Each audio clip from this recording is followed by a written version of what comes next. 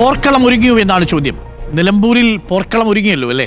പോർക്കളം ഒരുങ്ങി എന്നുള്ളതാണ് എൻ്റെ അഭിപ്രായം. ഞാൻ ഈ നിലമ്പൂരിലെ പാർട്ടികൾക്ക് ഏത് പാർട്ടിക്ക് അനുകൂലം എന്ന് പറയാനുള്ളൊരു സാഹചര്യം ആയിട്ടില്ല എന്ന് വിശ്വസിക്കുന്ന ഒരാളാണ് ഞാൻ.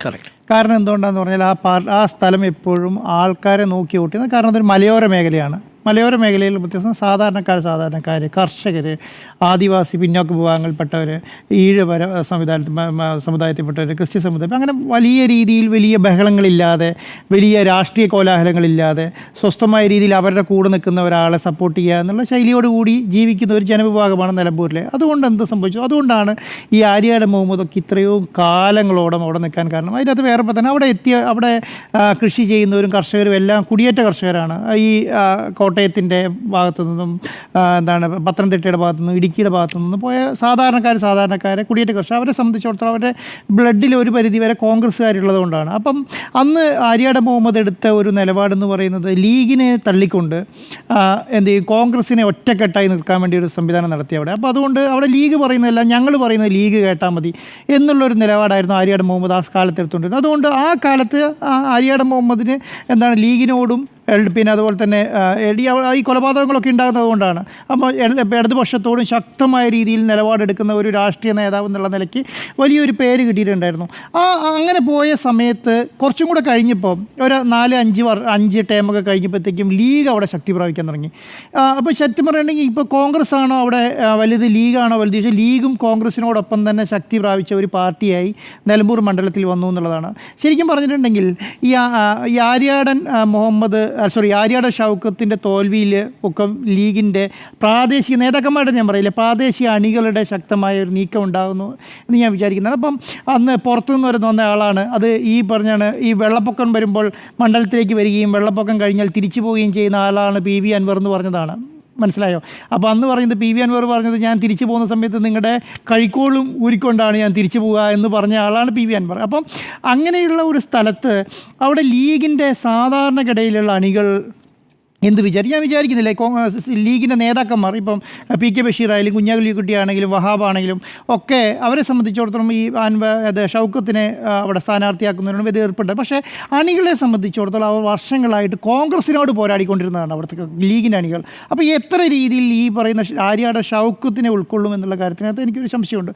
അതുമാത്രമല്ല, PV അൻവറിൻ്റെ കൂടെയുള്ളവർ എല്ലാവരും, ഞാനിപ്പോൾ PV അൻവറെ അനുനയിപ്പിച്ച് ശരി നിങ്ങളിനി കൈകാര്യം ചെയ്യേണ്ട, ഇനി അൻവർ ഷൗക്കത്ത് മത്സരിക്കും എന്ന് പറഞ്ഞാൽ ചിലപ്പോൾ അൻവറെ എന്ത് ചെയ്യാൻ അനുനയിപ്പിക്കാൻ പറ്റുമായിരിക്കും. കാരണം അവർ UDFൻ്റെ ഭാഗമാക്കി അവർ നല്ല അക്കോമഡേഷൻ കൊടുത്തു കഴിഞ്ഞാൽ അൻവറിൻ്റെ കൂടെയുള്ള അൻവറിൻ്റെ അണികളും സംവിധാനങ്ങളും അവരുടെ വലിയ ഫാമിലിയാണ് അൻവറിൻ്റെ നിലമ്പൂർ എന്ന് പറയുന്നത്. ആ വലിയ വലിയ ഫാമിലിയുള്ള ആൾക്കാർക്ക് എത്ര ശതമാനം ഷൗക്കത്തിന് വേണ്ടി പണിയെടുക്കാൻ ഇറങ്ങുന്നുള്ള കാര്യത്തിനകത്ത് എനിക്ക് സംശയമുണ്ട്. അപ്പം അങ്ങനെ ഷൗക്കത്തിൻ്റെ ഭാഗത്താണ് ഞാൻ പറയുന്നത് കേട്ടോ. ഇനി ജോയിൻ്റെ ഭാഗത്തേക്ക് വന്നാൽ ജോയിൻ്റെ ഭാഗത്ത് ഒരൊറ്റ പ്രശ്നമേ ഉള്ളൂ. ആരാണ് അതിന് ഈ പറയുന്ന ആര്യാട് ഷൗക്കത്തിനെ അനുനയിപ്പിക്കുക എന്ന് പറയുന്ന പ്രശ്നം മാത്രമേ ജോയിൻ്റെ ഭാഗത്തുള്ളൂ.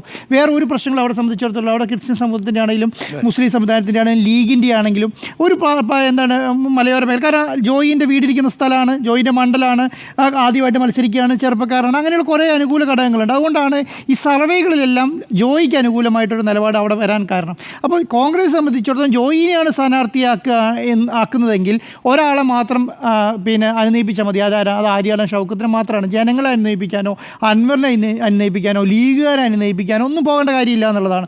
അപ്പം ഈ കാര്യത്തിനകത്ത് കോൺഗ്രസ് ഏത് നിലപാടെടുക്കും എന്നുള്ളതനുസരിച്ചിട്ട് വേണ്ടി വരും കോൺഗ്രസിൻ്റെ വിജയപരാജയം നിശ്ചയിക്കാൻ. ഞാൻ പറയുന്നത് വിജയിക്കില്ല എന്നൊന്നും ഞാൻ പറയുന്നില്ല, വിജയിക്കാനുള്ള സാധ്യതയുണ്ട്. പക്ഷേ ഒരു ഗംഭീര വിജയം നിലമ്പൂർ ഉണ്ടായാൽ മാത്രമേ പിണറായിക്കെതിരെയുള്ള ഒരു അറ്റാക്കായി ആ സംവിധാനത്തിന് മാറൂ എന്നുള്ളതാണ്.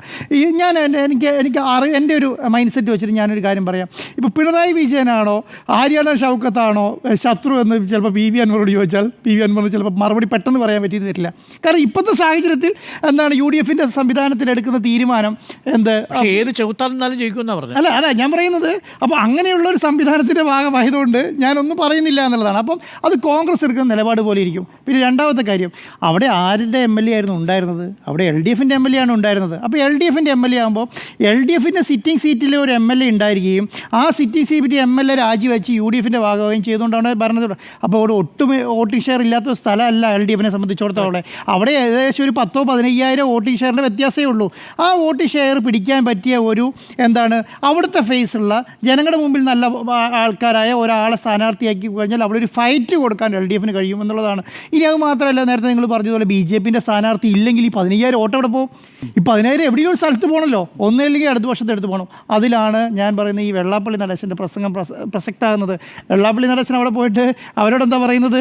അപ്പോൾ ആ പറയുന്ന ശൈലി ഏത് പാർട്ടിക്ക് ബെനിഫിറ്റ് ആവും? അത് ഞാൻ വിചാരിക്കുന്നത് നേരത്തെ തന്നെ തീരുമാനിച്ചിട്ടുണ്ടോ ഇനിയിപ്പോൾ BJP സ്ഥാനാർത്ഥിയാക്കുന്നില്ല എന്ന് തീരുമാനിച്ചിട്ടുണ്ടോ? അപ്പോൾ അതൊന്നും പറയാൻ പറ്റില്ല, ഇപ്പോഴത്തെ സിറ്റുവേഷനിൽ പറയാൻ പറ്റില്ല. അപ്പോൾ ഞാൻ ഈ BJPയുടെ ഈ വാർത്ത വന്നതിന് ശേഷം ഞാൻ ഈ പറ്റിയ BJPൻ്റെ ആൾക്കാരോടൊക്കെ സംസാരിച്ചപ്പോൾ പറഞ്ഞത്, ക്രിസ്ത്യൻ സമുദായത്തിൽപ്പെട്ട സ്ഥാനാർത്ഥിയാക്കുന്നില്ലെങ്കിൽ അന്നേരം ആലോചിക്കാം എന്നുള്ളതാണ്. അപ്പോൾ അതിന് BJPയുടെ കാങ്കലത്ത് അറിയോ, നിങ്ങളെ തഴഞ്ഞു പൂർണ്ണമായി, അപ്പം ഞങ്ങൾ നിങ്ങൾക്ക് വേണ്ടി സപ്പോർട്ട് ചെയ്യാൻ ഒരു സ്ഥാനാർത്ഥിനെ കൊണ്ടുവരുന്നു എന്നുള്ളത്. അതും ആർക്കാ ദോഷം ചെയ്യുക? അതും ദോഷം ചെയ്യുന്നത് UDF. അപ്പോൾ നമ്മൾ പറയുന്നത് പോലെ അത്ര സിമ്പിളായ ഏരിയ ആയിട്ട് നിലമ്പൂരിനെ കാണണ്ട. ശക്തമായ മത്സരം ഉണ്ടാകും. ഒറ്റ കാര്യത്തിൽ ഓർത്തു ആരാണ് സ്ഥാനാർത്ഥി. വേറൊരു കാര്യം കൂടെ പറഞ്ഞ് അവസാനിപ്പിക്കുക. എന്താണ്, ഇവർക്ക് PV അൻവർ സ്ഥാനാർത്ഥി, ഏറ്റവും ശരിക്കും പറഞ്ഞാൽ PV അൻവർ സ്ഥാനാർത്ഥി കൊടുത്തിട്ട് പിണറായി വിജയനെ ശക്തമായ മത്സരം നടത്തുകയാണ് വേണ്ടത്. അത് നടത്താനുള്ള തൻ്റെ ഇടം ആർക്കില്ല ഈ പറഞ്ഞു. കാരണം സിറ്റിംഗ് സീറ്റ് ആരതാ? ഇവർ ഘടകകക്ഷിയാക്കിയല്ലോ, UDFന്റെ ഭാഗമാക്കിയല്ലോ, അല്ല സഹകരണം ആക്കിയല്ലോ. അല്ല, ഞാൻ പറയുന്നത് ഘടകകക്ഷി പോലെയാണല്ലോ ഉണ്ടാവും. അപ്പം ഘടകകക്ഷിയാക്കൂ അല്ല, തീരുമാനം ഉടനെ തന്നെ എങ്ങനെയാണ്? അല്ല, ഞാൻ വിചാരിക്കുന്നില്ല കേട്ടോ ഘടകകക്ഷിയാക്കാതെ ഇനി അല്ല. അപ്പം അങ്ങനെ ഉണ്ടായാൽ ശരിക്കും പറഞ്ഞാൽ പിണറായി വിജയനെതിരെ ശക്തമായ മത്സരം കാണിക്കാൻ അൻവറിന് അത്രയും പറ്റിയ ആളുണ്ടോ? കാരണം ഇവരിപ്പോൾ ശരിക്കും എഴുതി വെക്കേണ്ടതെന്ന് അറിയോ? PV അൻവർ ഈ കുടുംബത്തിൻ്റെ ഐശ്വര്യം എന്ന് പറഞ്ഞ് ബോർഡ് വെക്കേണ്ട സമയമായി. കാരണം അദ്ദേഹമാണ് ഈ പറഞ്ഞുകൊണ്ടിരിക്കുന്നത് മുഴുവൻ. അപ്പോൾ ആ സംവിധാനത്തിൽ എത്തുമെന്ന് ഞാൻ വിചാരിക്കുന്നില്ല. 30 വർഷമായി കോൺഗ്രസിന്റെ സ്ഥലമായത് തൃണമൂൽ കോൺഗ്രസിന് കൊടുക്കുമോ? അപ്പോൾ അതിനൊന്നും ഇവർ നിൽക്കാൻ പോകുന്നില്ല. അപ്പോൾ ആരാണ് സ്ഥാനാർത്ഥി എന്നുള്ളത് തീരുമാനിച്ചതിന് ആരാണ് ആ മുഖം ആരാണ് എന്നുള്ളത് തീരുമാനിച്ചിരിക്കും. ആര് ജയിക്കും ആര് തോക്കും എന്ന്.